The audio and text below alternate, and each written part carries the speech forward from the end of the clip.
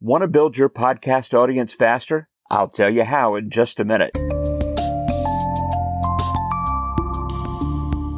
Hey, it's Jeff Smith, the Alexa Guy. Thanks for listening.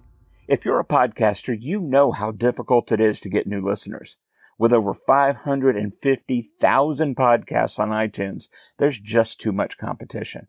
And even after you get them to listen the first time, getting them to subscribe is another mountain you have to move. But here's an idea for you. Create a daily micro podcast called a Flash Briefing that supports your brand and then drive those new listeners to your full podcast.